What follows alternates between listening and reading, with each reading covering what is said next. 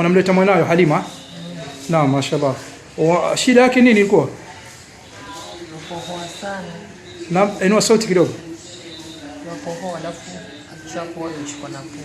Yukohoa na kisha kohoa ushikwa na pumu. Kwa muda gani hivi sasa? Kukohoa ni tangu akiwa mdogo. Toka alipokuwa mdogo. Naam, alafu ilikuwaje kawa na pumu?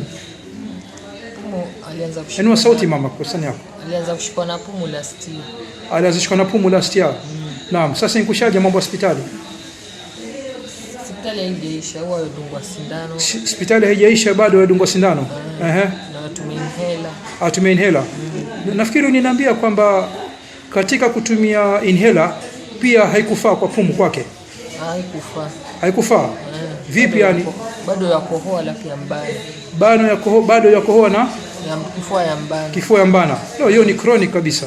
Sasa alitumia inhaler, haikusikia ndo akaenda hospitali akadungwa sindano za mshipa. Adungwa sindano za mshipa baada ya kutumia inhaler. Allahu akbar. Na bado ana kikohozi na kohoa. Bado yakohoa. Allahu akbar. Sawa inshallah. Hii tiba Mtume Muhammad sallallahu alaihi wasallam itamwondosha yote inshallah. Naam, Halima niambie, wajisi vipi hivi sasa? Ushakoa toka niondoke kidogo na kimbila kwenda kula chakula. Umeshaanza kikozi. Bado hakijaingia lakini anytime inaweza ikaja, sio? Naam inshallah. Basi wote tukudumikie inshallah. Sawa? Inshallah. Asante. Inua sauti. Inua sauti kidogo. Kama miaka 2. Toka miaka 2. Na sasa umri gani? Miaka 11. Miaka 11. Alikuwa kikoa siku zote. Akiwa usiku, sio wasema? Okay. Nilipomtibu hapa ilikuwaje? Sasa ile pumu haijamshika. Pumu haijamshika. Yani tutokea hapa. Tokea hapa. Amezi zile dawa za pumu ile inhaler. Hali tena dawa za pumu. Wala hatumii inhaler. Lakini kwa kidogo. Lakini zile madawa zote yalikuwa sasa hatumii tena. Ambapo mwanzo ilikuwa akitumia inhaler pia haimshiki. Akikohoa pumu yaje. Sasa akikohoa paka atumie inhaler ile tena. Na sasa pumu yatulia. Inua sauti sikusikii unajua. Wasema akikohoa asipomeza zile tende. Naam. Pumu yapanda. Naam. Sasa zile siku 5, unajua kuna kitu hapa cha chengesha. Katika nilipokutibu zile siku 5 tu, siku 4 ilikuwa iko vipi? Alikuwa koa? Hiyo siku 2-3 hakukohoa. Siku 2-3 hakukohoa kabisa. Sio, na siku ya 4 ndo akaanza kukohoa. Kidogo. Na mimi nilikuita baada ya siku ngapi? Siku 5. Siku ya 5 uregee. Hukufanya hivyo, sio? Sawa, ukapitisha wiki 2. Okay, kulikuwa na hikma mimi nakuregesha ili nimalize tiba yangu. Nasema tena hakukohoa. Sawa, lakini zile siku zilizopita ambazo mimi ninakuita wewe hukuja. Akaanza kushikika kwa mbali, au sio?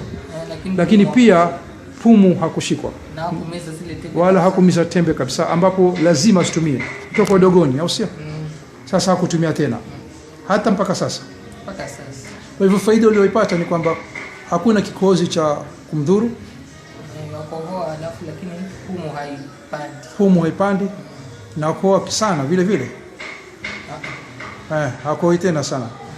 Nakohoa lakini kiasi tu. Kwa hivyo dawa za pumu hatumii, inhaler hatumii na hasumbuki vile ama kukohoa. Pumu haimshiki kabisa, yakohoa kidogo kisha yamwacha. Umeona faida yake, sio? Okay, sawa. Sasa tuendelea kumtibu tena mara ya pili. Kibaki mara 3 ni nzuri. Mimi nikikuita siku dada, ukitoa sababu hiyo nshori zako sasa.